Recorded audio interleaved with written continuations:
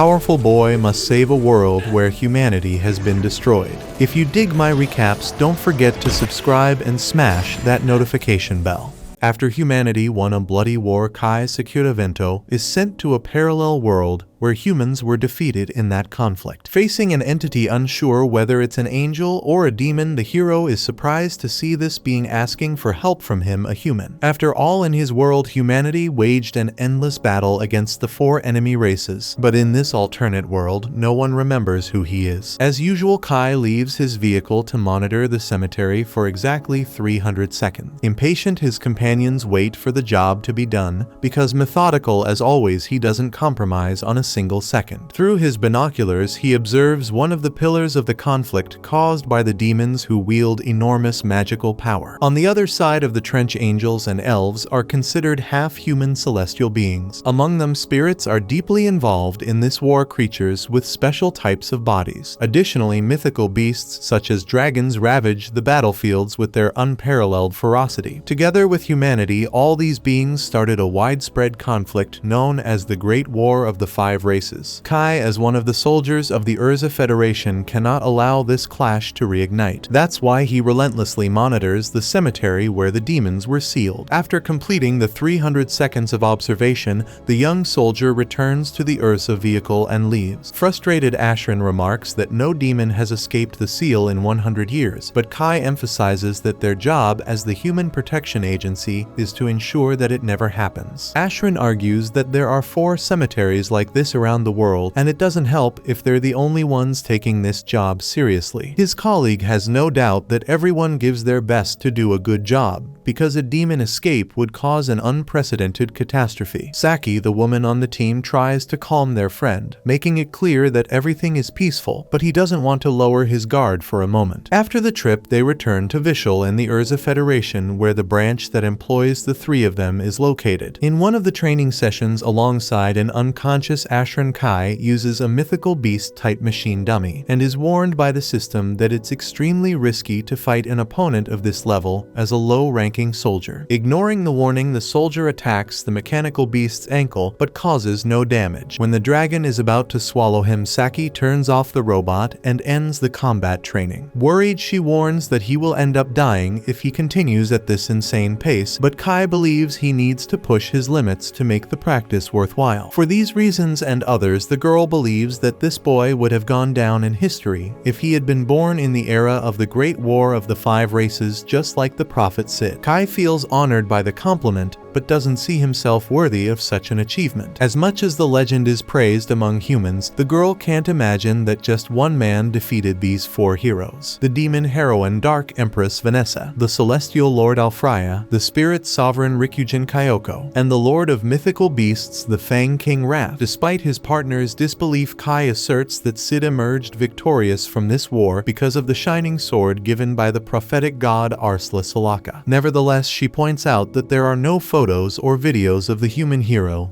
unlike all the others, so she remains skeptical about Sid's existence. That said, she goes to give Ashrin a wake-up poke in the ribs and asks the guys what they want to do to celebrate Jean's promotion. Ashrin says a bouquet of flowers will do, but Saki points out that the woman is being transferred to the royal capital of Urzak at 17, being the youngest in history to be selected, so a few shabby flowers won't do justice to such an achievement. Speaking of her, Jean sends a message inviting Kai to meet her tomorrow morning at Terminal 9 in front of the cat statue, but asks him to keep it a secret from Saki and Ashrin. The 2 friends start teasing him about this secret romance, so he gets riled up and says he's going for a run. The next day, he meets Jean because the girl will be transferred next week and doesn't want to miss seeing her friend before then. Besides, she thought he was on leave despite the uniform indicating otherwise. He explains that he did his morning training and came straight over, so she replies that Kai is the only guy who isn't intimidated by the idea of shopping with her, and that's what she likes about him. Jean's idea is to buy a gift for Saki and Ashrin before heading to Urzak, since the 3 of them are probably thinking the same thing, and this will be the last time they see each other. Kai thinks this is an exaggeration because the promoted one would return after 2 years of cadet training in Vishal, but Jean recalls that during this time Saki and Ashrin will have finished their military service and will return to civilian life. She believes that only Kai will continue in Urza until then, and the boy shares this sentiment. Proud of his friend, he assures her that she will surpass even her father in her career, the head of the Urza headquarters. This has been Jean's dream since she was a child, and everything she has pursued in life since then. With that said, continuing their outing, the two stop to eat something, while the girl thinks about what to get for their friends. After deciding, she thanks Kai for his company. During this conversation, she remembers when the boy got lost in the demon cemetery at 10 years old, when his father took him there for inspection. When he got home that day, Kai said he saw Sid's sword. He vividly remembers that day when he fell into an absolute void surrounded by those terrifying creatures, until in his free fall, a shining sword illuminated the path and attracted the touch of the young Kai Sakura. Despite the trauma, Kai never shared this story with anyone else, believing no one would believe him. Since that incident, he felt a personal responsibility to ensure those demons never escape the cemetery. Because of this mindset, Jean believes the young man will still be with the agency for the protection of humanity in 2 years. Speaking of which, she asks him what he thinks the future holds beyond those 2 years. But before he can answer, Kai sees the world around him slowly crumbling. Amidst this static distortion, some sort of system announces that global reincarnation has been activated. With that, Kai Sakura Vento is transported to an alternate world where the buildings in his city Vishal had all been destroyed and a dark, war-torn environment had taken over. Above it all, a gigantic demon appears behind the buildings and attacks him with its magic. Managing to escape death, and without time to reflect on everything, Kai runs towards his rifle and fires at the demon's new spell, with a modified elven bullet cancelling the spell and surprising his opponent. Enraged, the creature charges at the man again, requiring great dodging skills from Kai, who manages to overcome the obstacles and strike the enemy with his bayonet. The demon's skin was extremely tough, rendering the blade useless. However, the Urza soldier fires again at the demon, this time with a modified draconic bullet that reproduces the breath of mythical beasts. After causing a tremendous explosion in the target's body, Kai takes pride in having executed the moves he trained to defeat a demon. Indignant, another evil entity appears, unable to believe a human defeated one of its kind, and Kai notices that the being can speak human language surprisingly well. The demon emphasizes that the easiest way to command a slave is by communicating in their language, and this statement shocks Kai, making him realize he must be the scum of this world. The demon senses danger in the boy and conjures a spell to kill him until Saki arrives with the Urza jeep, throws a flash grenade at the entity, and saves her friend. With that done, Kai shouts his friend's name, but Saki doesn't know why this stranger knows her name. Similarly, Kai approaches Ashran, but he also doesn't know who the boy is. Not understanding anything, the protagonist recalls that the three of them were part of the same unit at the Agency for the Protection of Humanity, but Saki also doesn't know what agency that is because she's a soldier of the Resistance, the rebel human army. Increasingly confused, Kai asks what happened to this world, and the girl explains that there was a long battle called the Great War of the Five Races, and humanity was defeated over 30 years ago. Each city in the world was invaded by the enemy races, and since then, the surviving humans have been hiding as best they can. According to Ashran, the other races are still fighting over the conquered territories, and the Urza Federation was taken over by demons, forcing all residents to flee. However, taking advantage of an underground area that survived the war, intact humans produced a refuge to live in. Kai questions how humanity lost this battle, and the two resistance soldiers explain that they were no match for such powerful creatures, and each race has its own hero, unlike humans. Kai asks about the prophet Sid, but neither of them has any idea who that is. The lost boy claims he's the hero who defeated the other four races, but Ashran believes he wouldn't be living underground if this guy really existed. Around the three, the main troop of the underground city arrives. As some cities still resist, each has a garrison supervised by the main troop. According to Saki and Ashran, the commander of this troop,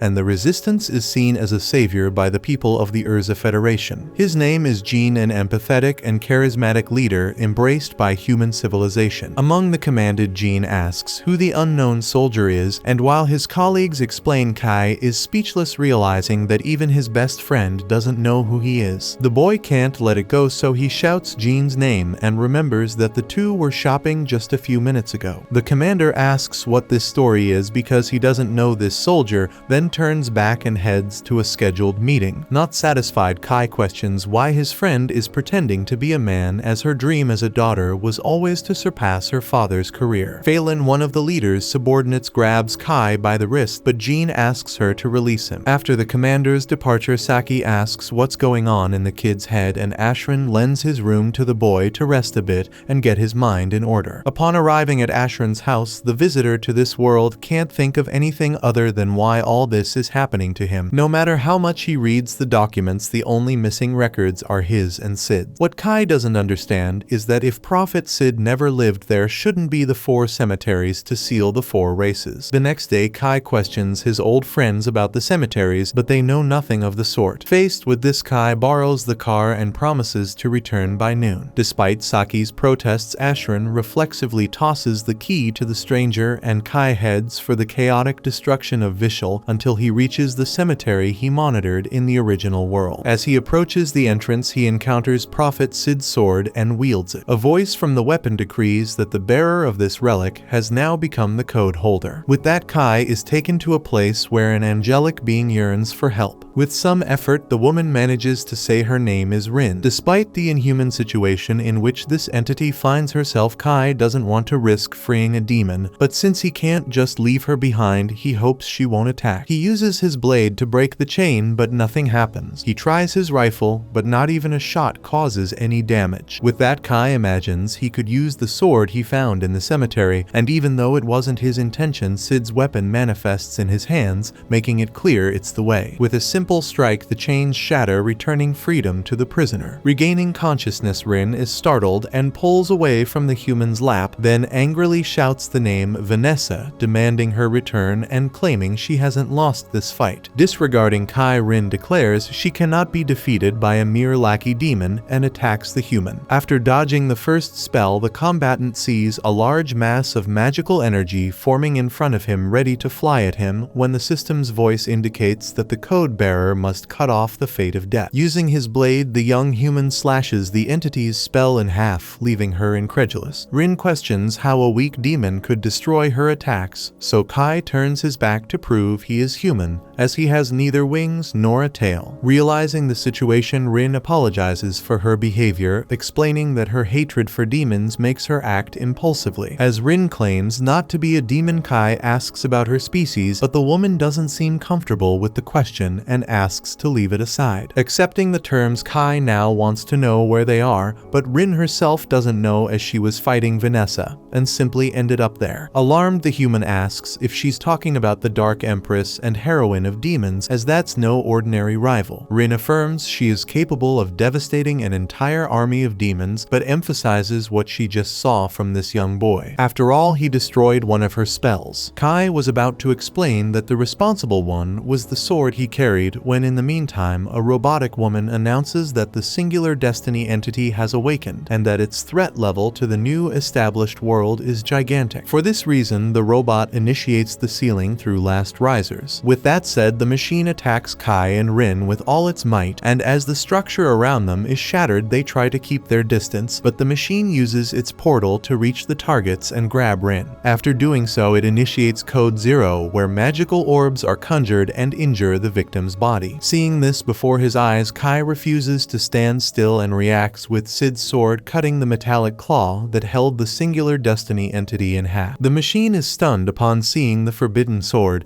and while Rin sees Sid's image reflected in Kai, the boy teleports them both to a distant location. Safe, Rin confesses her fear with a strong hug to her savior, a gesture the human reciprocates. Analyzing the circumstances, he asks if the woman has no companions, and indeed she has no one. In fact, it's the first time someone has done something like this for her. Both celestial spirits and beasts said that Rin is not like them, and the demons were the cruelest of all, saying the girl is an abomination. That's why Rin ended up in a duel with their leader Vanessa. Similarly, Kai identifies with the entity's life story, as no one remembers who he is in this world. As far as he knew, humans had won the Great War of the 5 races, but now he sees the city which was once his home crumbled into ruins. Rin confesses she didn't know that, especially since a little before fighting Vanessa, humans were starting to win the war after the appearance of a hero. Hearing this, Kai asks if the girl knows Sid, but she doesn't remember anyone by that name. Still, the man is content to have a companion and share a familiar story with someone. Happy with this idea, Rin had never heard anyone call her a companion, and this strengthens the bond between the two lost beings in this dark universe. As they begin their journey, Rin faints, making the boy carry her on his shoulder. He says they need to pass through the city,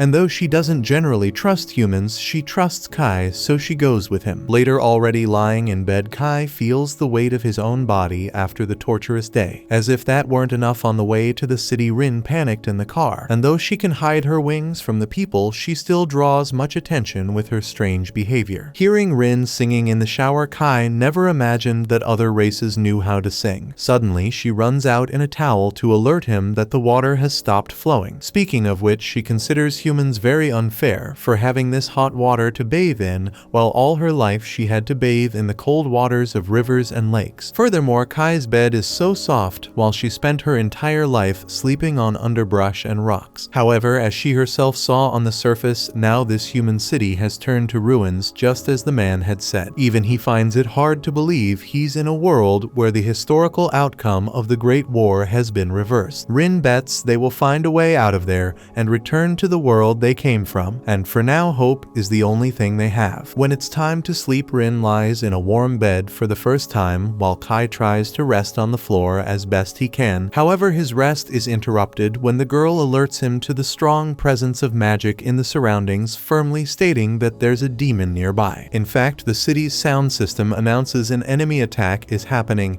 and all civilians must evacuate. Stepping into the street, Kai laments that even one of humanity's last refuges is in danger, confirming his belief that his race is cornered with no one to save them. However, from what he experienced yesterday, he believes he might be the only person capable of at least imitating Sid in wielding the forbidden sword. Armed with this trump card, he heads into battle. Meanwhile, Saki and Ashran are already on the front lines firing at the demons, but the creature's tough armor prevents them from being injured. Ashran asks his comrade to grab the machine gun. On her way, the girl is almost killed by one of the enemies, but Kai appears in time to save Saki. After striking the demon hard, he tells her to use water against the opponents. When they absorb the liquid, their stone bodies become heavy, preventing them from flying. After that, it's a matter of bombing the enemies until they turn to ashes. Speaking of which, it seemed like it was Ashran's turn to die, but Kai manages to help again just in time. With Sid's sword in hand, the boy seems to be on a much higher level than he ever expected, and this sudden power is what has so far balanced the forces between the two races. With Rin's help, the duo manages to take down the last opponent, and the extraordinary ability of that entity makes the human realize she could indeed face Vanessa. Even so, part of the city is devastated and structures housing the population are in flames. Terrified, Saki and Ashran arrive with 1,000 questions about how Kai was able to do all that. He reveals that he came from a world where humans won this conflict, and the fighting style from his world, along with special ammunition, are technological advancements that helped secure this victory. The two fighters from this universe were about to question the crazy story, but suddenly Ashran is informed by the surveillance team that 2 demon scouts escaped. Without delay, the fighter runs to alert the headquarters, already foreseeing the worst, because now the demons know where the refuge is and will return with even more units next time. Saki asks Kai to accompany them to the HQ because Jean could use his strength in this war, so he agrees. On the way, Kai asks if the rebel army HQ of the Urza Federation isn't in the ruined royal capital, but Ashran believes that precisely because of this, the demons would never think humans are there. Saki explains that this idea came from the former commander Jean's father, who retired 2 years ago due to an injury, passing the title to his son. Sometime later at headquarters, the officers can't believe the man, and the entity came from an alternate world where the war was won, and Jean wants to know the relationship between her and Kai in this different world, since he spoke to her as if he knew her. Kai then explains they were childhood friends, and Jean always said she wanted to be like Og and Jur. Hearing these names, Jean is shocked and ends the meeting right there. At night, Phelan knocks on Kai's door to inform him that the commander is waiting for him. Upon arrival, the boy sees his friend without her male disguise, and she reveals that only Phelan and the veteran directors know she is a woman. She then expresses surprise that Kai knows the nicknames of her father and grandfather Og and Jur. For this reason, despite not believing everything, she considers the possibility that the stranger is telling the truth and asks for his help to contact the other 5 resistance centers and encircle the demons intending to invade the Neo-Vishal refuge. Rin argues that even if the mission succeeds, it would only provoke the demons further, who would retaliate with even more force,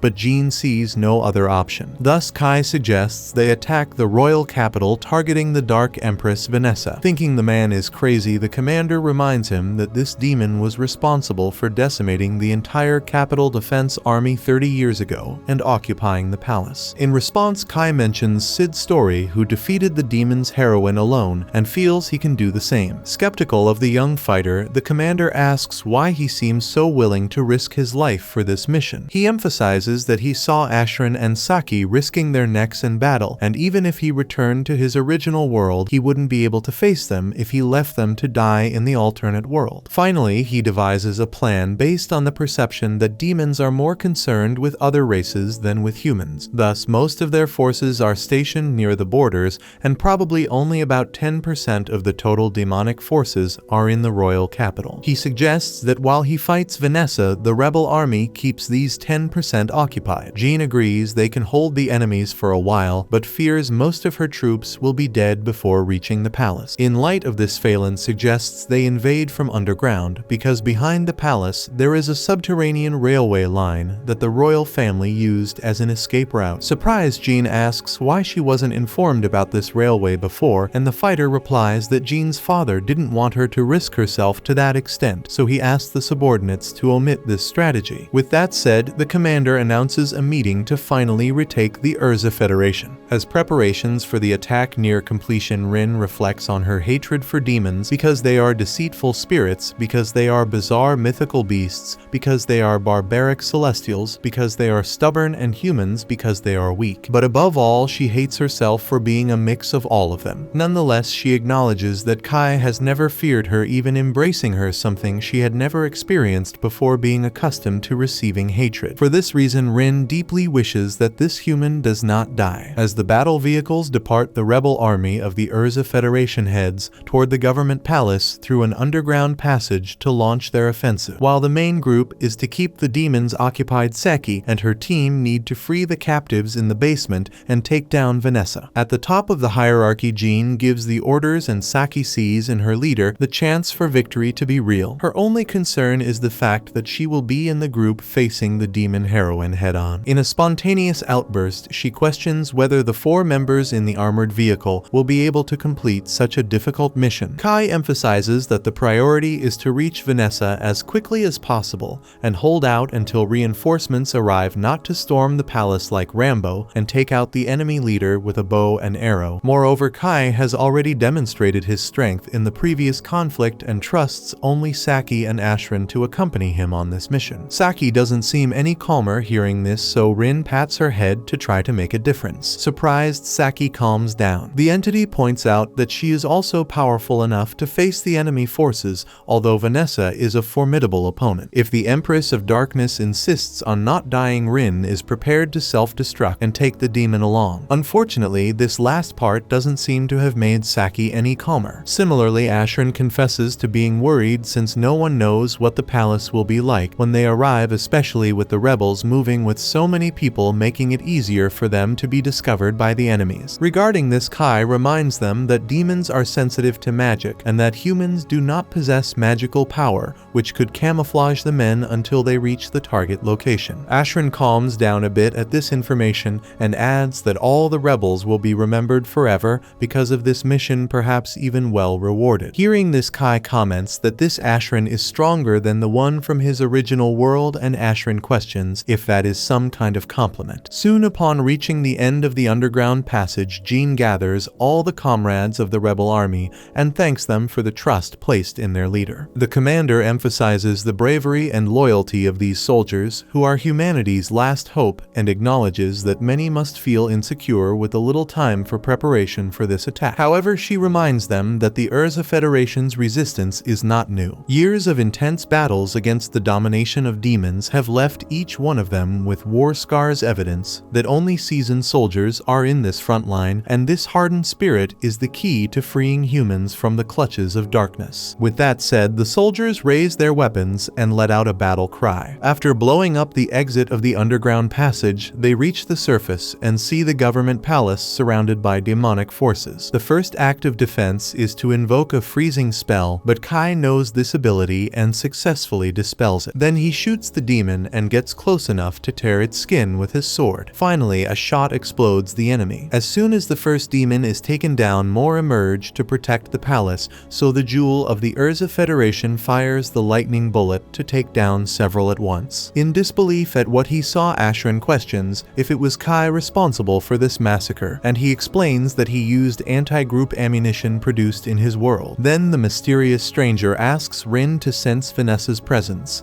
and as soon as the entity points to the possible location of the Empress of Darkness, Kai announces that he will start the search from the highest floor on the north side. To avoid attracting too much attention, Jean plans to invade the palace using the emergency stairs on the south side with her team, while Group 1 will stand guard at the entrance to prevent the demons from entering the building. Group 2 will be responsible for rescuing the prisoners in the basement. During the building invasion, Phelan finds it strange that Kai claims the lightning bullet is a projectile when he didn't even pull any trigger, but the matter dies without her being able to delve into this suspicion, as the objective demands all the combatants' attention. As they climb the stairs, Rin identifies an imp, a race of small demons that summon large-scale demons. Without delay, a huge creature appears on the staircase and grabs one of the rebels, but Phelan is faster and cuts the beast's fingers. After that, she orders everyone to continue climbing while she holds off the demon. At the palace entrance, Group 1 shoots the attackers as best they can, while Group 2 reaches the prisoners in the basement. The main team continues on their way with the commander in the lead until she is hit by an electric trap that makes all the soldiers apprehensive. However, when the smoke clears, Jean proceeds unharmed and asks everyone to calm down as she is protected by elven engineering while wearing the holy light suit. Beside the leader, a huge demon approaches, so she orders Kai and his unit to go after Vanessa while she fights the opponent with her men. Known as the Knight of the Holy Light, Jean brandishes her blade before the opponent. Further ahead, Kai's group wears an armband produced from Rin's magic that conceals the wearer's presence. Continuing on their way, they encounter a gigantic creature that makes Saki's rifle tremble, so Rin tries to control her companion's anxiety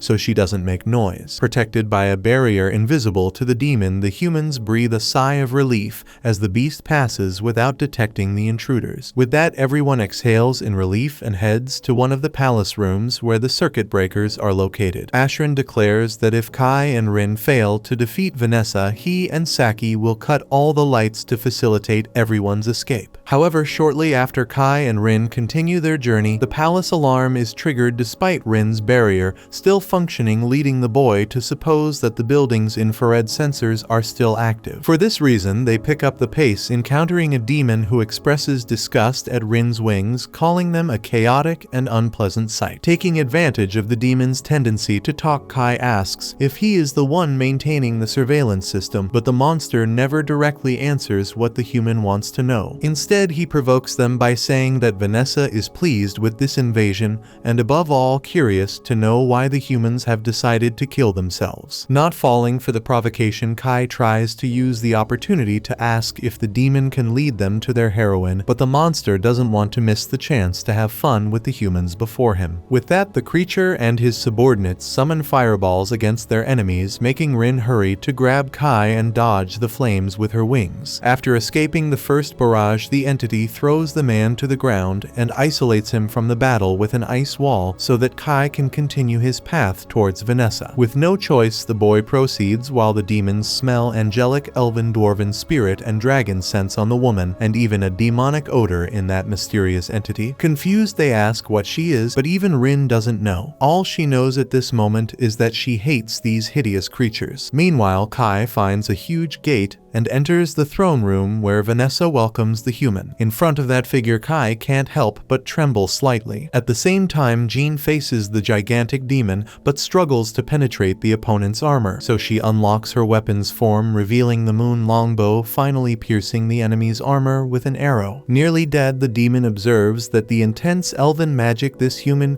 is using gradually consumes her life, as humans are not prepared to handle this kind of influence. For this reason, the demon believes the commander has chosen death. Jean then drives her sword into the demon's head and confirms that she has chosen to die because only then will humanity be able to win this war. Suddenly, another enemy attacks her from behind, but Phelan returns in time and repels the threat for a moment. The three-headed hellhound rises again and notes that he has heard of Dragonar, a human who fights using a dragon's fang as a weapon just like Phelan. Meanwhile, Vanessa asks if Kai is not going to put down his weapon as many others did upon discovering that the demon leader is a succubus. That way she could lie with him to pass the time. Kai refuses the proposal and states that the nature of the demon is madness driven by violence. Vanessa laughs and acknowledges that the boy reacted well because many become her slaves with just a simple charm like this. She then asks if the human present is the rebel commander wearing the elven suit, but Kai claims he is just an outsider from a world where Vanessa was defeated. Though skeptical, the Empress asks who managed to bring her down in that story, and Kai says it was the humans. Faced with all the infinitely more dangerous threats, Vanessa laughs even more upon hearing that she died at the hands of a human. Then Kai explains that it wasn't just any human but the prophet Sid. Hearing this name, Vanessa loses all her grace because that name reminds her of many unpleasant things like the code holder and the world reincarnation. With that, she changes her stance and attacks the human with magic, but Kai breaks the spell with little difficulty, leaving Vanessa incredulous. Without giving her a chance to think, the man counterattacks with his sword and slashes the opponent's chest, but it was just a succubus illusion. Behind the human, the real Empress of Darkness nearly blows him up. Vanessa praises the enemy's ability to dodge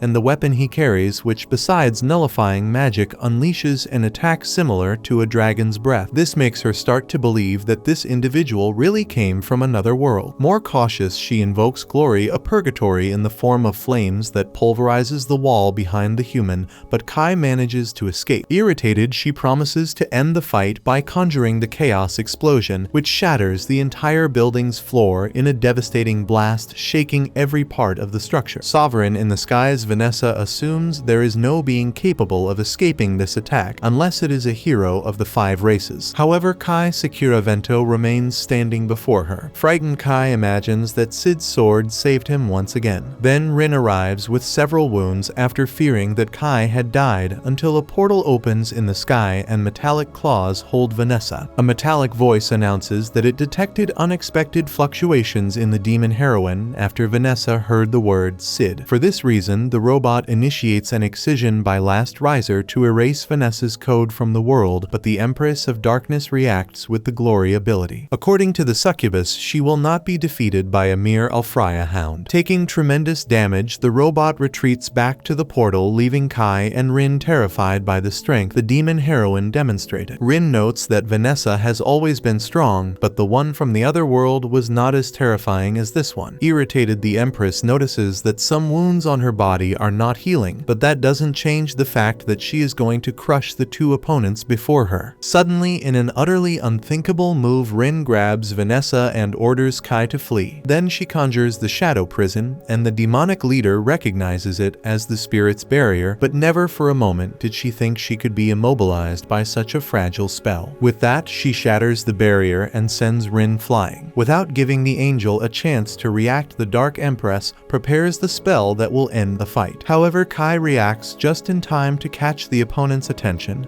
but not to stop her. All Vanessa does is direct the magic towards the human, who suffers the overwhelming power of the demon's spell. After the impact, seeing her friend bloodied and motionless against the wall, the angel thinks the worst has truly happened. Having done this, Vanessa asserts with conviction that the man is dead, questioning whether the angel will seek revenge or try to escape alone. But Rin ignores the enemy's arrogance and rises again, healing her wounds as she does. Letting fury course through her body like blood in her veins, remains, the sinister and inexplicable entity takes on a feral form with sharp claws on each finger and an imposing black wing unfurling from her back. Vanessa observes that this looks like a mix of the 5 races, but her opponent is not in the mood for conversation. Consumed by rage, Rin flies towards Vanessa and punches her in the stomach, then continues with a flurry of blows that hit the demon directly. All Rin wants is to shut this woman up, and she won't stop until she gets what she desires. However, Vanessa shows she hasn't surrendered in this fight by grabbing her adversary's fist. After letting out a laugh, she starts blaming Kai's death on her, arguing that if she had taken this form earlier, she could have prevented her friend's demise. Vanessa deduces that her rival was trying at all costs to hide her true identity, but understands the reason, considering that humans are weak and cowardly. In the succubus's opinion, humans fear demons, hate mythical beasts, run from spirits, and envy the celestials. Speaking of humanity, Vanessa hasn't forgotten what she said earlier. Suspecting that Rin is a mix of all races, it's clear she would have her human part, which cries out of fear and resentment when called a monster. In the end, Vanessa states that her opponent didn't prevent her companion's death because she didn't want to, having hesitated when she should have reacted,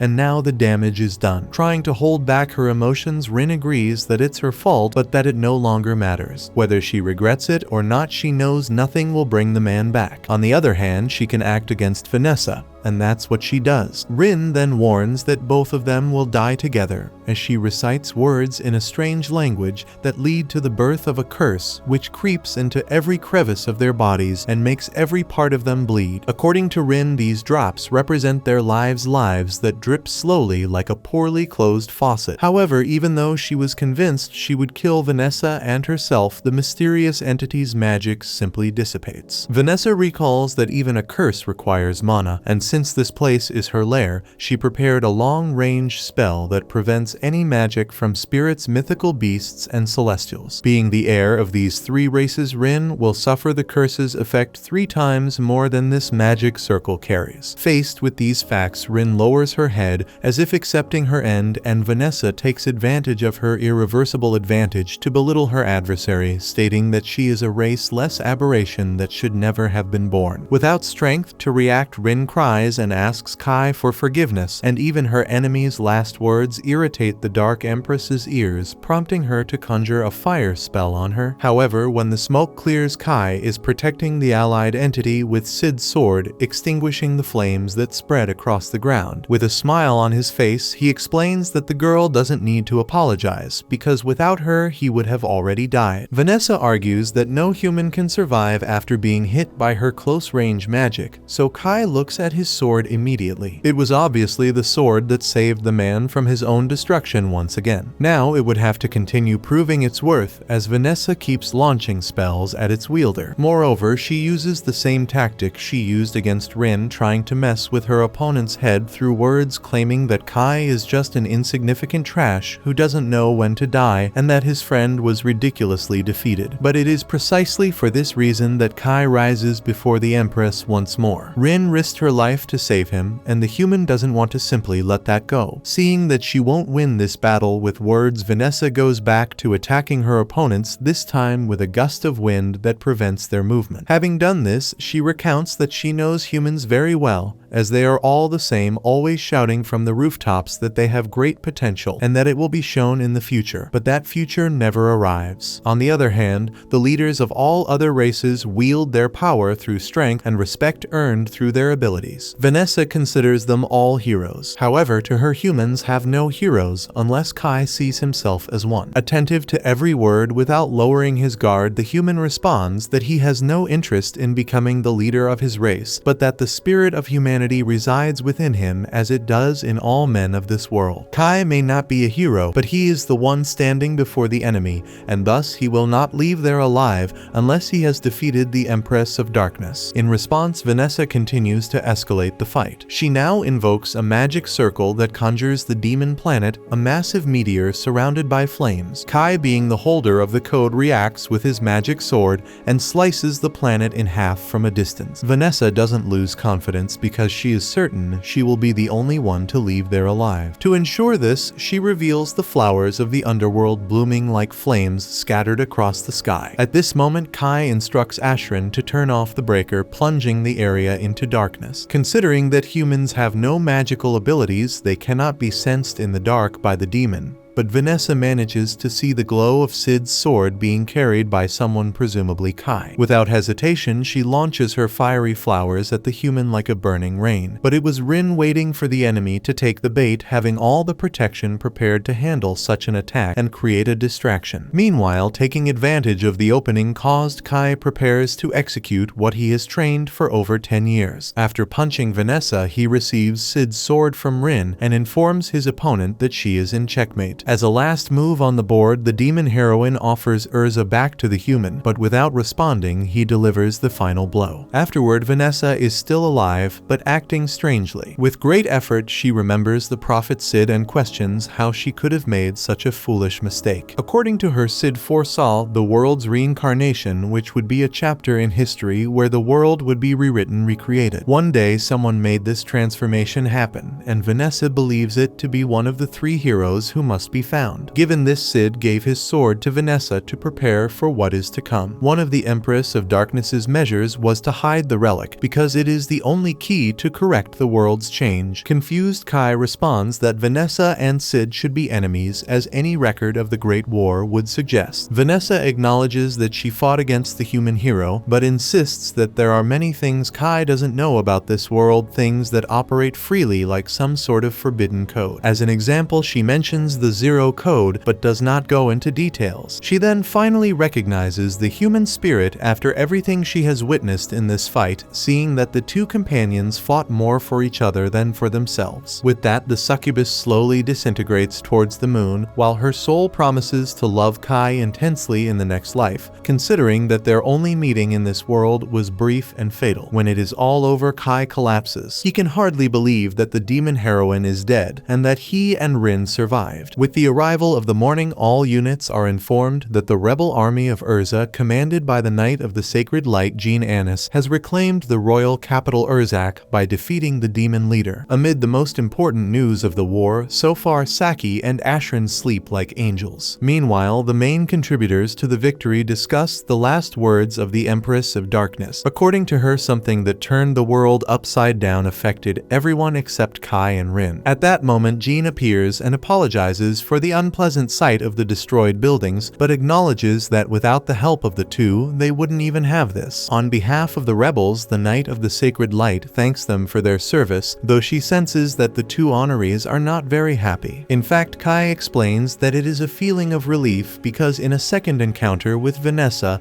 they might not have been lucky enough to leave alive. Jean understands the sentiment and emphasizes that the capital will return to what it was 30 years ago, perhaps even better. However, she warns that she will leave this reconstruction to the executives as she herself will leave Urza. The reason is that there are 3 main federations that have been conquered: the Federation of Io to the east, the Federation of Yulan to the south, and the Federation of Shuls to the west. One federation was conquered by the Celestials, while the spirits and mythical beasts each took one. Rebel groups are fighting bravely to expel each occupying force, and Jean will assist these groups in an attempt to achieve total union among all humans. After all, the death of the demon heroine ignited a flame throughout the world. That's why the commander wants Kai's presence in this action, because this is the hope of ending the Great War of the 5 races. With the end of his friend's speech, Kai is moved by how incredible she is, because the Jean he knew also had ambitions, but had a more childish side. In any case, she was a kind person concerned with doing good for her friends, like the gifts she liked to buy for them, for example. Intrigued, Jean can't imagine herself doing these things as she lives in a world surrounded by chaos and destruction. Then Kai asks if the rebel commander could assist him in his fight to defeat the remaining 3 leaders, as this would create a true alliance to fight side by side besides being part of the victory in the war. Without hesitation, Jean shakes the combatant's hand and Rin places her hand on top, as she will not miss this journey. With the agreement sealed, the human leader returns to her soldiers and announces the convening of a war council. Among them, Ashrin and and Saki seemed light-hearted and happy with the reconquest of the royal capital, as did everyone else. Nearby, Kai promises Rin that he will put an end to this war and that if there is no hero in this dimension, he will assume that role himself. Thus, he will go after whoever caused the world's reincarnation. As the boy spoke, Rin could see the silhouette of the prophet sit around him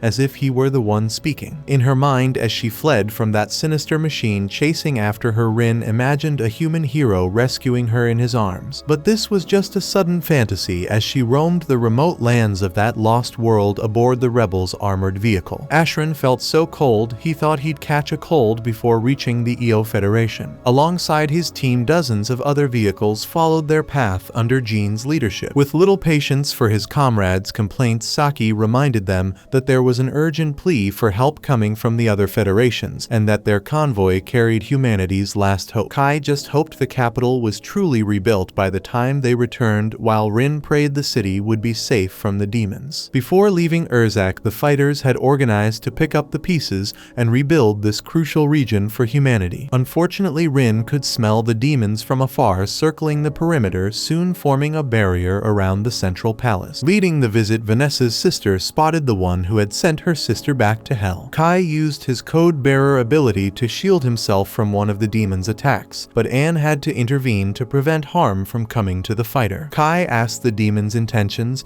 and she introduced herself as Heinmaril, while the human felt a pressure from this succubus as potent as Vanessa's. Heinmaril believed her sister had been defeated by a mere man due to a series of miracles, but that wouldn't have happened if she had been present at the battle. Kai wondered if the demon had come for revenge for her sister, provoking a laugh from Heinmaril. According to her, Vanessa's absence propelled her to the top of the demon hierarchy despite her fondness for the Dark Empress. In fact, she was grateful to the human for eliminating Vanessa. Speaking of which, she revealed she had come to discuss business. If the demons gathered, Heinmaril believed they could reclaim the capital whenever they wanted, but they were allowing the humans to keep Urzak on purpose. The deal was to let the humans have the city in exchange for a truce, and the fighter agreed to pass the proposal to the commander. Heinmaril taunted Rin, telling the chaotic being to stop looking at her, which infuriated that unknown entity. By the way, Heinmaril hoped the humans would fight the other three races, and Kai knew she wanted to use the humans to attack the others while the demons recovered from their last defeat. Heinmaril admitted this without ceremony and offered the soldier a kiss if he performed well on this mission. Moreover, if they planned to go to the Celestial Lands, Vanessa's sister advised them to be wary of Lord Alfreya,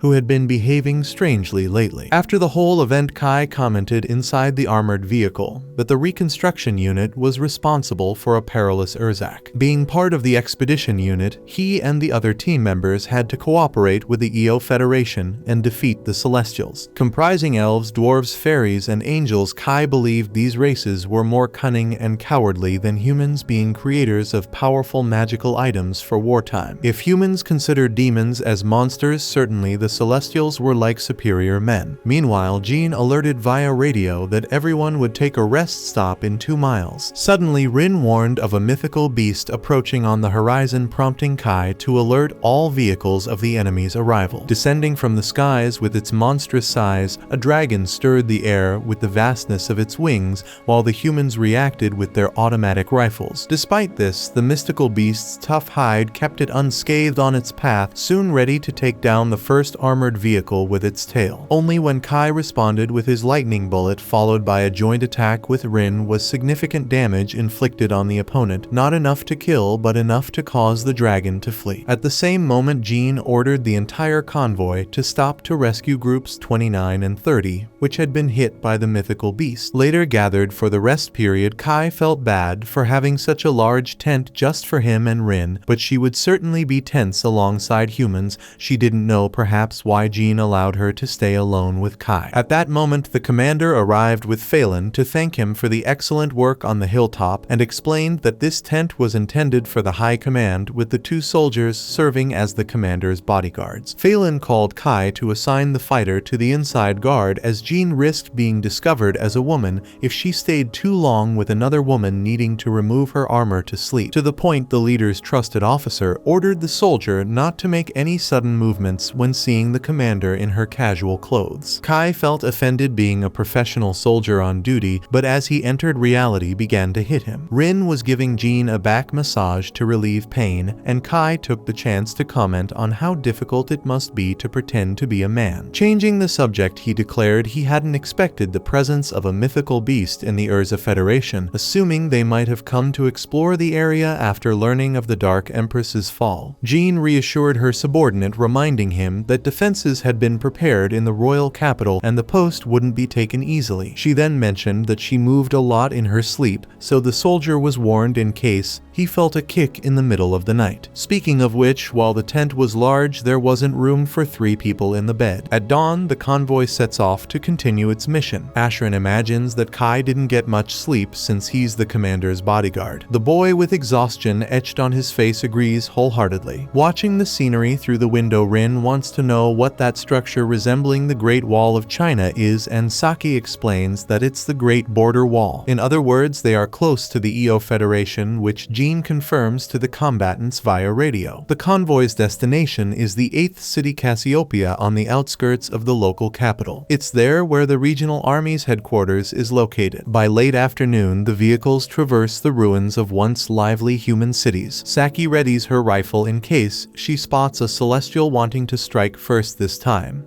especially since human weapons are effective against these beings. Kai asks his colleague to tone down her eagerness because humans resemble celestials, so there's a risk she might mistakenly shoot an ally. Up ahead, the commander orders the convoy to stop and disembark to continue the journey on foot. Rin gathers local fruits to eat despite Kai being unsure if it's safe to eat anything from the area. The angelic being admits that her tongue goes numb when she bites into them, but the taste is incredible. Kai suspects it's poison, but she says she has eaten this fruit before in the elf forest. The soldier is intrigued by this forest, and Jean explains that due to the celestial invasion, they buried the human city with the elf forest. Further along, the Urza Federation combatants are warmly welcomed by the inhabitants of Cassiopeia, along with formal greetings from local soldiers. Obviously, no one expected such a warm reception, which could be as good as it is bad, because the joy over the arrival of reinforcements might mean the threat is more real than it seems. One of the men steps forward and introduces himself to the commander. His name is Zephin Bakenhain, advisor of Cassiopeia. The victory of the Night of the Sacred Light has spread throughout the EO Federation, bringing hope back to humanity, according to the man. Then he greets Phelan, happy to be joining a legendary rebel soldier. Due to her extensive combat experience, Zephin comments that the two have had a long life, although Phelan disagrees, not feeling she's old enough to earn that title. Without further ado, Jean asks to be taken to Dante, the city's commander. On the way, Zephin asks Phelan what she knows about the local leader, and she knows his name is Dante Jelf Alighieri, a descendant of the ancient royal family of the EO Federation who considers himself an emperor. Moreover, he's a jealous, distrustful, and obsessive man, seeing Jean as a threat. Zephin agrees with every word said by the officer, but asks the Urza commander to understand that all of Cassiopeia rejoices at her arrival, even if the self-proclaimed emperor doesn't agree. Soon, the reinforcements are received by the assistant commander Kobayari. She informs them that any matters to be discussed with His Majesty must go through her first.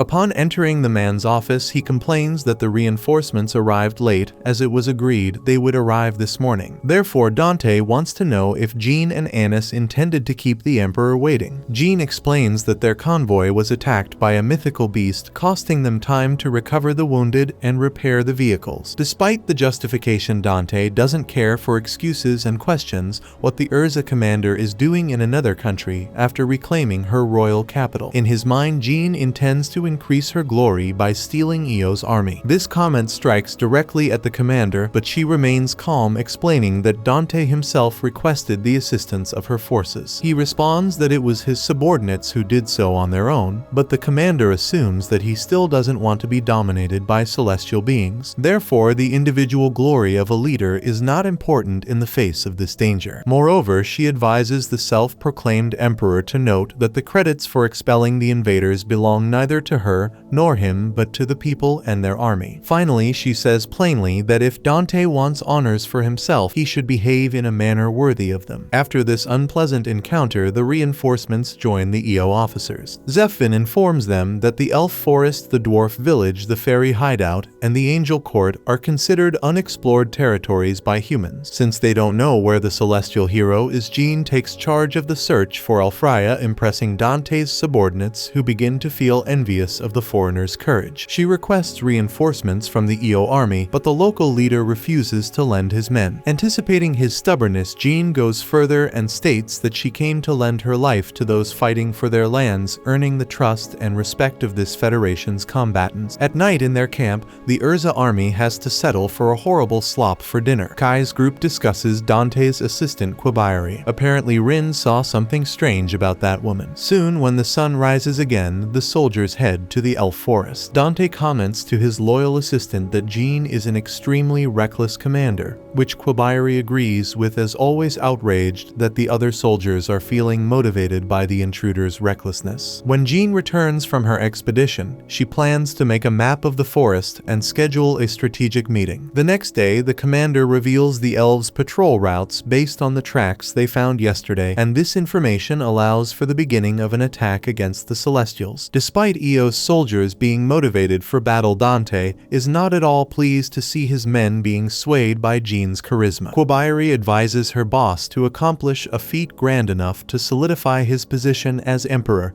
and suggests that he himself lead the soldiers in the elf forest. Embracing the idea, upon giving this notice to his advisor, Dante informs them that he already has a flying unit exploring the elf forest. Zephyr thinks this might create friction in the coordination between the Urza and Eo armies, but Dante doesn't care. Moreover, he orders this operation to be kept secret. Meanwhile, Rin raises the suspicion that Dante's assistant commander Quabayari is actually not human. Meanwhile, atop a peculiar structure, an entity with a strange metallic doll on its back approaches clerics who try to fend off its hostility. However, the Great Elder is petrified and the other mage is thrown down. Surviving the fall, the elf awakens in a cabin and hears multiple voices in her mind through telepathy. The voices express relief that Priestess Reiron has survived, but they remain deeply concerned about the Great Elder. Reiron asks everyone to remain calm, promising to explain everything at once as soon as she meets with the fairies and dwarves. One of the voices questions what should be done with the captured humans, but the priestess wasn't even aware of this situation. As for Jean's battalion, the last time they had contact with Dante was yesterday morning, as communications were cut off and no one knows his whereabouts. Kai believes he's being influenced by someone and quickly suspects his assistant Quabayari, imagining she might be an elven spy. If true, it could mean there are more enemies within Eo's army, making it crucial for Urza's unit to conduct its own investigation. Following the path, they find dozens of Eo rifles scattered on the ground, possibly indicating that Dante and his battalion fell into a trap. After all, a magical circle is drawn on a nearby tree, though Jean doesn't consider this trap particularly hard to spot. However, Kai points out that the real danger is above them. Looking up, Jean sees countless leaves, each with a different magical circle,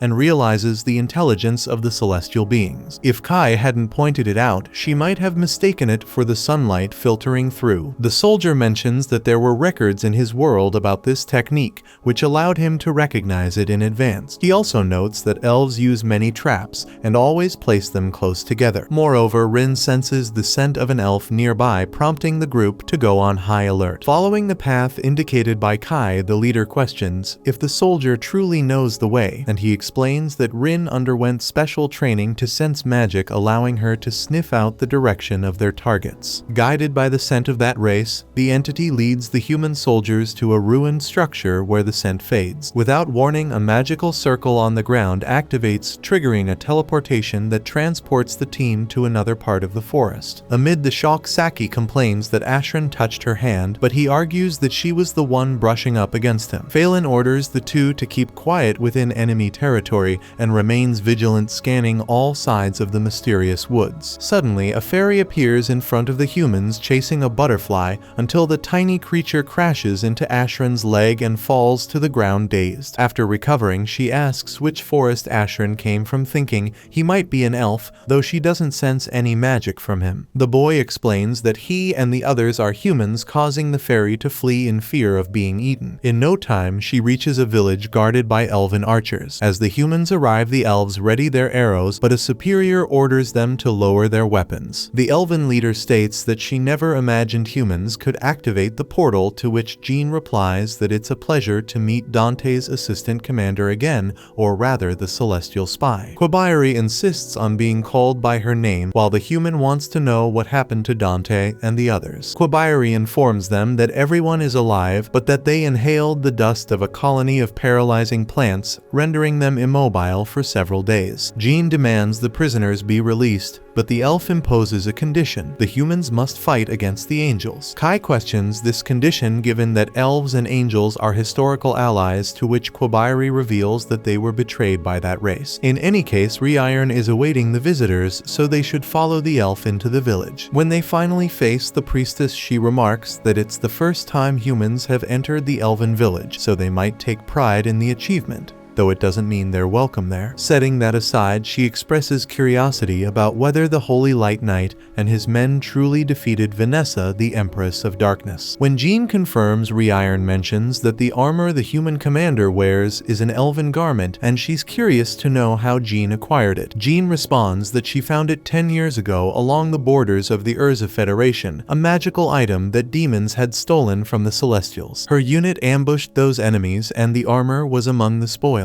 Since no elves were killed in the process, Reiron sets the matter aside and proposes a deal with the humans. If the prisoners are returned, the priestess wants Jean and her troops to rescue the Great Elder from the hands of Lord Alfreya. Kai is stunned to learn that the celestial hero himself captured such an important figure for the elves. Likewise, Reiron is perplexed. She recalls that entity being so kind and warm, but one day Alfreya decided that elves, dwarves, and fairies should bow to the angels, sparking a widespread revolt. Reiron accompanied the elder to represent the races and appeal to the celestial hero, but he refused to listen and moreover captured the Great Elder. Kai questions whether an elf couldn't directly confront the angels and carry out the rescue, and the priestess affirms this. However, Phelan raises the possibility that this story could be a trap, as a combined ambush by elves and angels could annihilate the human resistance. To prove the truth of the priestess's words, Kobayari offers her own life, accompanying the men to the Angel's Palace. If they feel that Reiron has lied, they can kill Kobayari whenever they wish. Despite this brave gesture, Phelan immediately refuses, stating that the life of the elven priestess cannot be worth more than the 6 human fighters and the 20 hostages. The elf must therefore increase the number of lives on her side, so she offers herself as collateral. Kobayari is devastated, as this would be a tremendous loss in the absence of the Great Elder, but Reiron insists, saying this is the only chance to resolve the situation, even if it costs her life. It's crucial to prevent a war between the celestial beings, so the priestess instructs the dwarves and fairies who were lurking nearby in the forest to return to their places and refrain from attacking just yet. Next, she calls the small fairy Silk, whom the fighters had encountered earlier. Silk casts a spell that brings enormous water lilies closer to the shore where the humans should sit while the details are explained. As night falls, Kai watches Rin sleep at the camp they set up. Reiron doesn't understand why the humans stay awake when they should be lighting a fire, since neither she nor any elf plans to attack them while they sleep. Hearing this, Kai lowers his guard slightly. Reiron then mentions that she heard from Jean that the boy and the girl sleeping now were the ones who defeated Vanessa, and she wants to know how that was possible and whether the methods used by the man would be effective against Alfreya as well. After all, once they reach the Palace of the Angels, there might be a confrontation with the Celestial Lord. At that moment, if no one can stop the Lord's power, everyone will die. With that, she stands up and warns Kai that if he ever runs away in fear, she won't allow him to leave the forest alive. Despite understanding the elf's stance, Kai doesn't have the answers she seeks. Even so, he asks if she knows anything about a human known as the Prophet Sid, but the priestess has no idea, which further diminishes Kai's hopes of learning the truth about this legend. He remembers that Vanessa mentioned the prophet's name, something bring about the global reincarnation Sid predicted, and that Kai should find the one responsible for provoking this reincarnation, as it would completely change the world. According to the Dark Empress, it's likely that the responsible party is one of the 3 remaining heroes. As dawn breaks, the humans gather in search unit, designated to enter the Angel's Palace. All Saki hopes for is that communication with headquarters works during this mission, because as the elf mentioned, the palace is atop a colossal tree,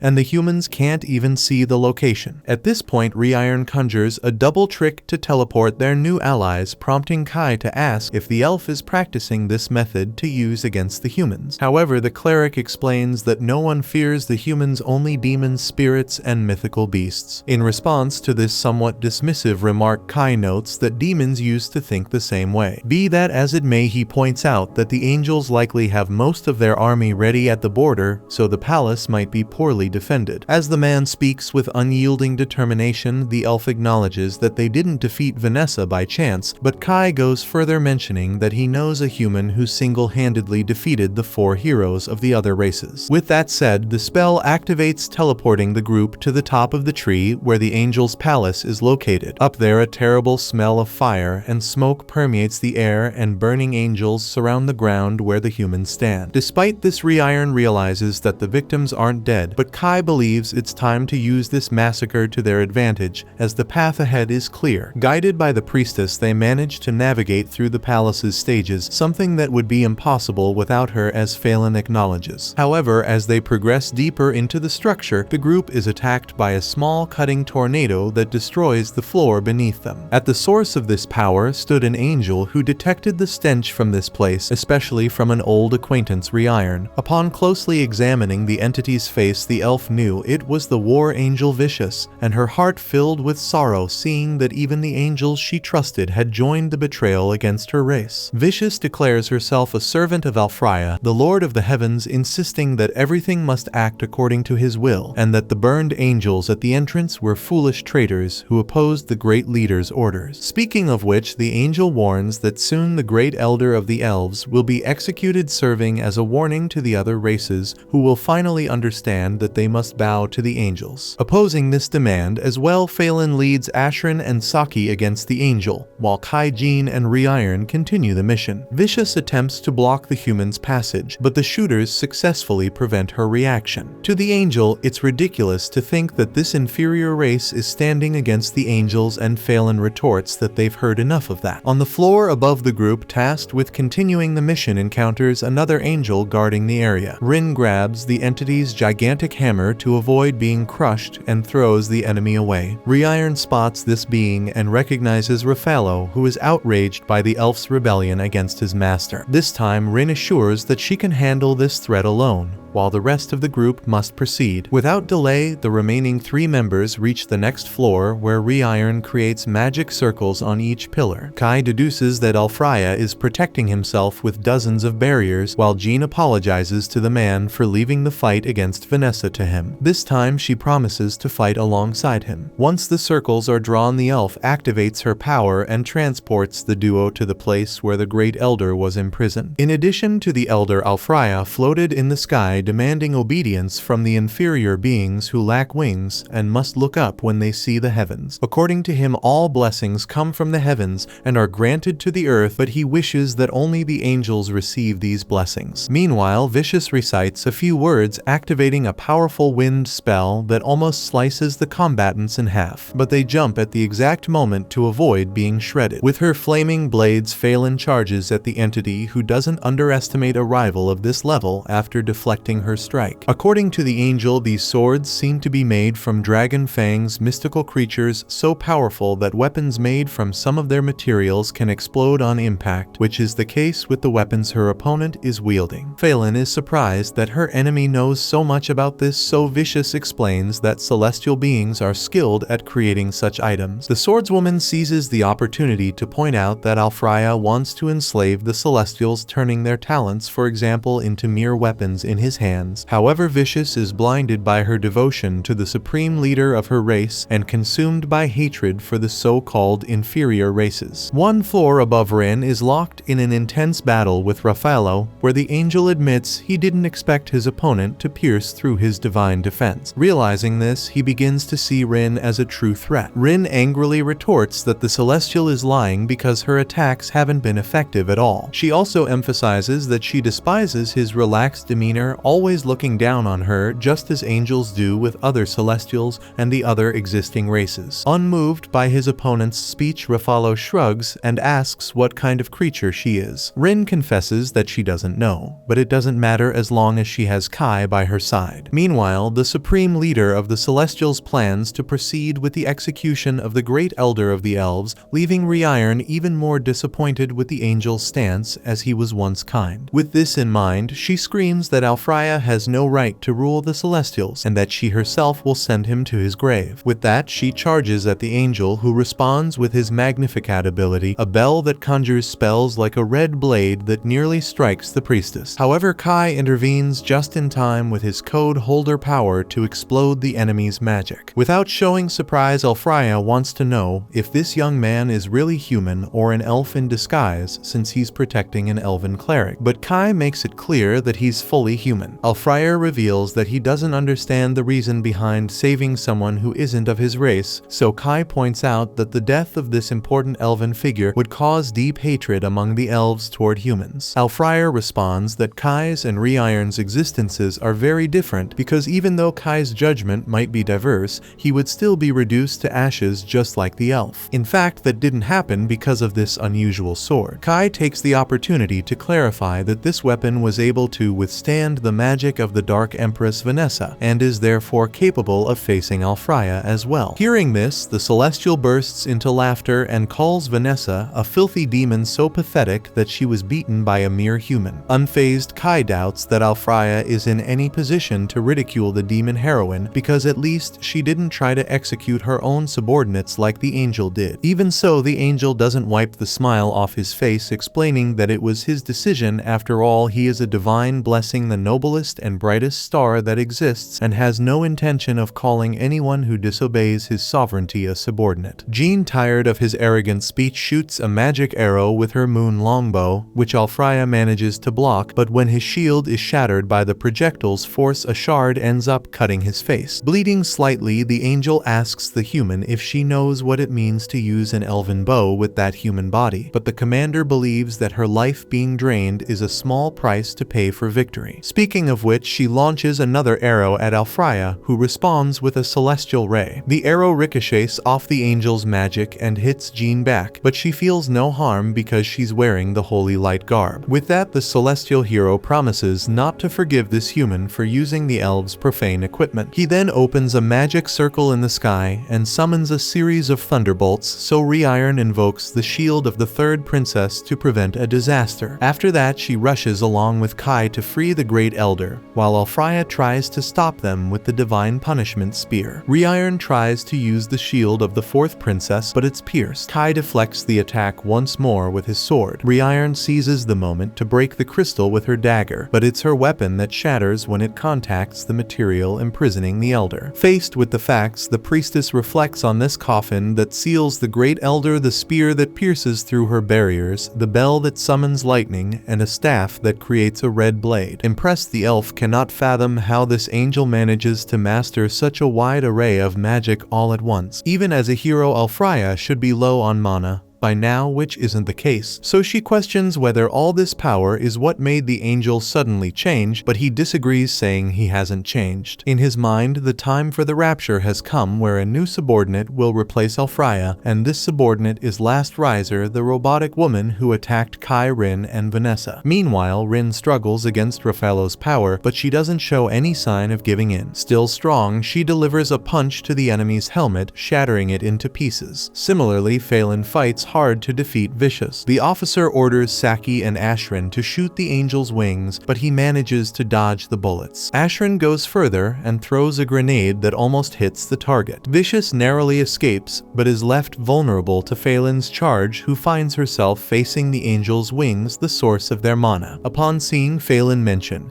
this, the angel is confused by how a human could know this, and Phelan explains that a man from another world told her. As soon as she hears this, Vicious drops her her weapon to the ground. Returning to Rin after the beating, she gave Rafalo the guy backs down and tells her to move forward because her power might be what's needed to free the Great Elder. Confused, Rin asks if he's switched sides, and he explains that both he and Vicious have noticed a change in Alfraya's behavior, so they've always waited for this moment to try and turn the tables. Similarly, Vicious also allows the humans to leave, but insists that Phelan apologize to Reiron and the Great Elder on her behalf for what she did. Phelan doesn't care about what the angel wants and says if Vicious wants to apologize, she should do it herself and show the humans the way. Meanwhile, Alfraya orders Last Riser to kill the enemies, so she unleashes such a thunderous spell that it sends Jean flying through the air. Not one to let it slide, the commander fires another arrow, but no damage is done to the mysterious machine. We then see that Rin caught Jean mid-air, which allowed her to shoot her bow even after being thrown. Alfraya doesn't miss the chance to emphasize how grotesque this creature of no defined race is, but Rin doesn't care, more focused on the Last Riser in front of her. Kai asks the angel what this talk of world reincarnation is, but he has no idea. Frustrated, Kai asks if he knows anything about Sid, and upon hearing the name, Alfraya's eyes tremble as he says he received something from that human,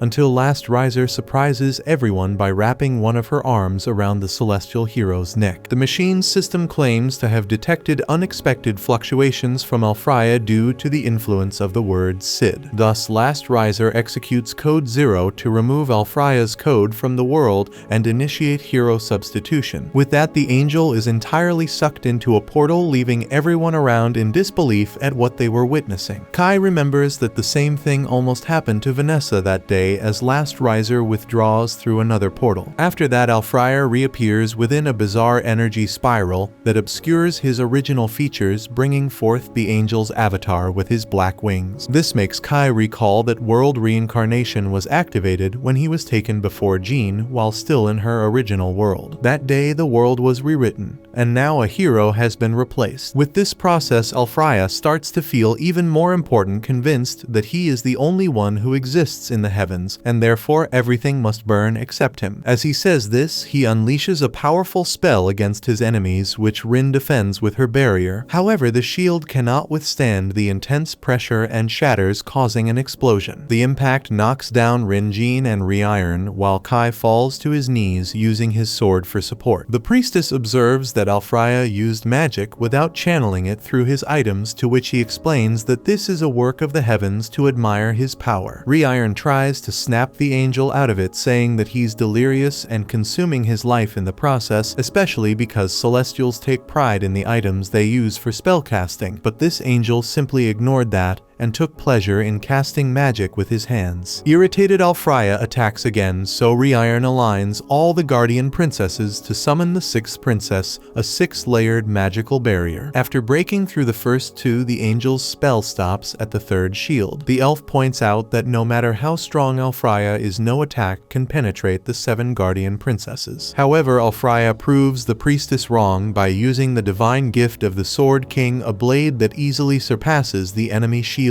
and strikes Reiron. Kai steps in to block the rival's advance, reminding the elf that she believes in the return of the true Alfraya, but the angelic machine ignores him and questions what a mere human could understand about it. In response, Kai says he understands that Alfraya is no longer the one Reiron worships, nor the leader of the Celestials, but merely an imitation that reproduces the power of a hero. Incredulous, Jean and Reiron fear Alfraya's reaction, while Rin, still not recovered from the explosion, calls out Kai's name. The combatant does what he can against the so-called celestial hero wielding Sid's sword to engage in a duel. He notices that Alfraya's sword regenerates every time it breaks, which is why Reiron's barrier activated correctly for a split second. In other words, the angel's sword would regenerate each time it passed through a barrier. Proud of his own abilities, Alfraya responds that this is a work of the heavens, an absolute power that cannot be blocked by a mere magical item. In fact, he doesn't need need such items, much less other celestial ones, because he was crowned by the heavens to subjugate inferior beings with the divine gift of the Sword King. Kai emphasizes that the heroes of the 4 races he knows are those who fight to protect their people, but Alfraya thinks that's just the kind of rhetoric weak races use. With this in mind, Kai intends to show the spirit that humans possess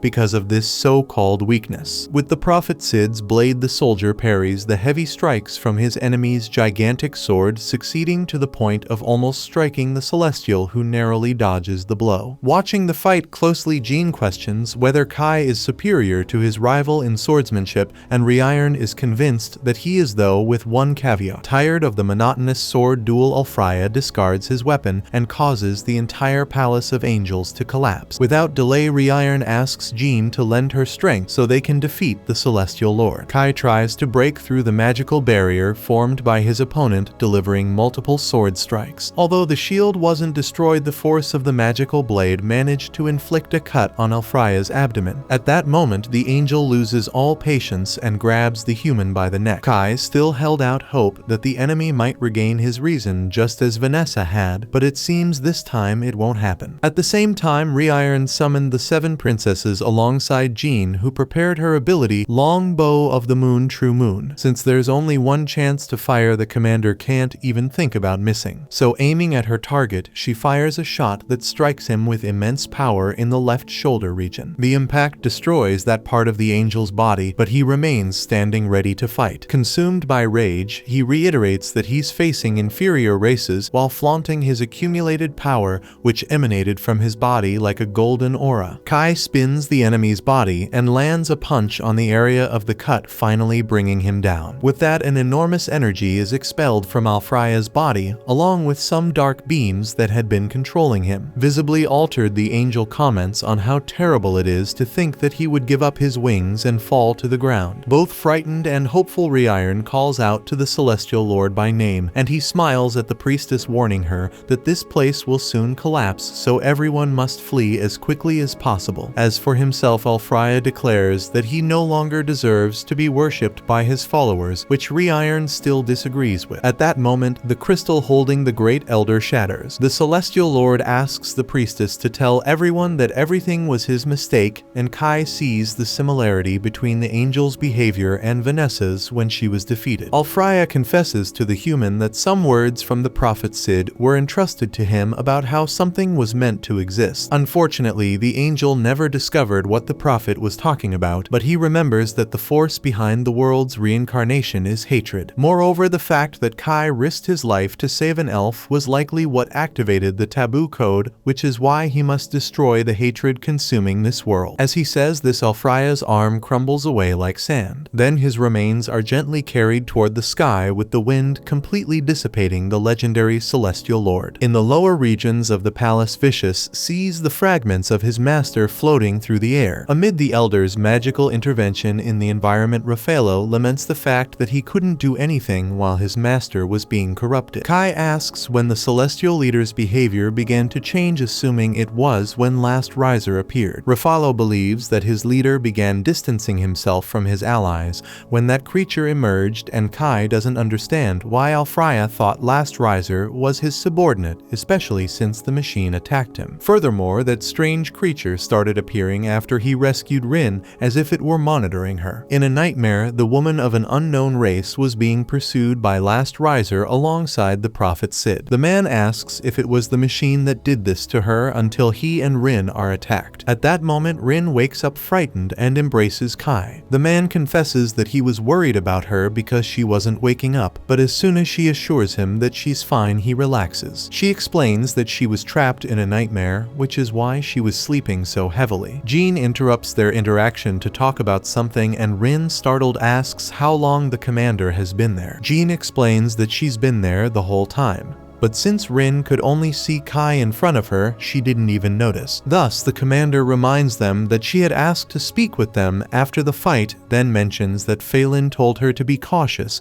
because everyone had the feeling that Rin wasn't human, though it seems even Rin herself doesn't know what race she belongs to, which she admits to be true. While Kai apologizes for not telling the commander this earlier, she questions whether they thought she would burn the girl at the stake if they told the truth. Kai responds that this is something a resistance commander would do, which Jean somewhat agrees with because Rin could very well be a demon spy, but she learned from Kai that the girl of unknown race challenged the demon heroine and even saved Jean herself. Given these events, there's no way not to trust her. Kai reiterates that Rin is on the side of the resistance, and the girl confirms this as long as Kai is by her side. Either way, she's happy to have earned Jean's trust. As for the mysterious fact that the girl is not human, the leader of the resistance prefers to keep this secret for now, since such a revelation could cause confusion among the fighters, something that must be avoided at all costs. Setting that aside, Jean asks to touch the creature's wing and notices that it's ticklish in that area, so she takes the opportunity to tease her a little. As dawn breaks, the Great Elder proposes an agreement. A year from now, humans will no longer be allowed to enter the forest, just as celestial beings won't be able to enter human cities. Jean agrees to the terms and takes on the responsibility of explaining the situation to the EO rebel army. Seizing the moment, the Elder plans to form a truce agreement and offers some items to the humans as a gesture of goodwill. For the commander of the resistance, the fully restored long bow of the moon is returned after having been severely damaged. As for the warrior Kai Sakura Vento, the gift granted to him is the bullets he used in combat to cancel enemy magic. Kai comments that this ammunition is called modified elven bullets, but not even the elves knew this. Ririn explains that the dwarves became interested when they discovered the type of item the human was using, and they crafted the ammunition without ever having heard of it. By the way, she's the one who fused the iris ore for these bullets, so she suggests they be called Holy Light Elven bullets. For this reason, Kai is genuinely impressed to have his equipment produced by real elves. The Elder then admits that the Celestials would have entered a civil war if not for the support of the visiting humans, and she asks if Jean and her troops plan to fight the spirits and mythical beasts to the west. The human commander apologizes, but says she cannot share internal information with other races. The Elder considers this a wise decision, but notes that the Urza Federation will need to pass through celestial territory to achieve their goals, so she imagines they'll need a guide. Jean doesn't understand why the elf leader is offering this help, so the Elder explains that she needs to discover why Alfraya ended up the way she did, because all they know now is that the Celestial Lord started to change his behavior about 10 years ago, after he confronted an intruder who crossed the western borders, the hero of the mythical beasts and king of the Fang's wrath. Rafalo witnessed the scene where the two stood before each other, but they didn't seem to be fighting. It seemed like they were plotting something. It was after this that Last Riser appeared with Alfraya. With all this in mind, the Great Elder needs to understand the origin of this interaction between the Celestial Lord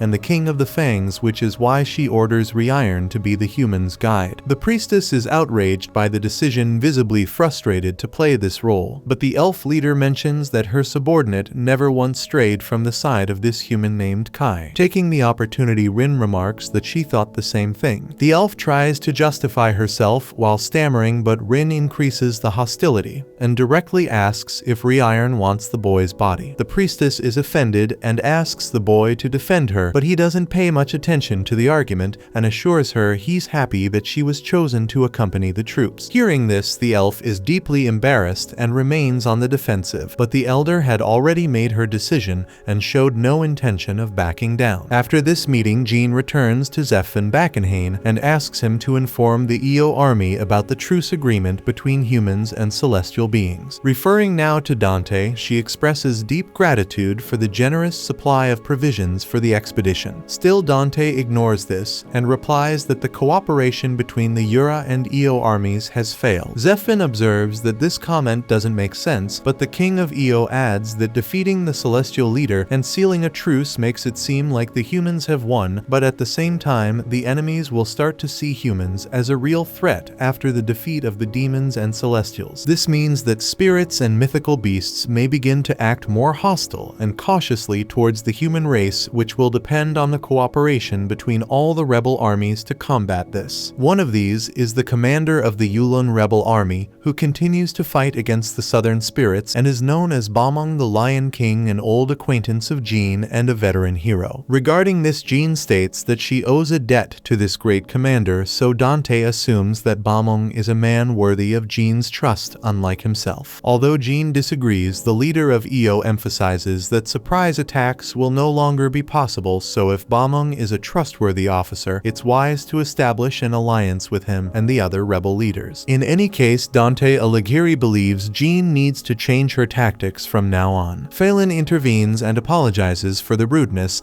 but makes it clear that Dante should lower his ego a bit if he wants to play an important role in humanity's leadership. In response, he confesses that he would prefer to leave this responsibility to Jean, but since the commander just stated that she has no intention of leading humanity, Dante demands that the Urza Federation withdraw before the spirits and mythical beasts attack. Far away, the King of the Fangs and Rikujin Kyoko, the sovereign of spirits, discuss the defeat of Vanessa and Alfraya. Wrath believes the angel fell because she accepted the superficial power of Last Riser, and now only the two of them remain of the four heroes. Having said that, Rikujin accuses the King of the Fangs of lying, and he understands that his rival grasps the situation because she's wise, just as she must understand that the race of spirits will vanish from the world by the end of today.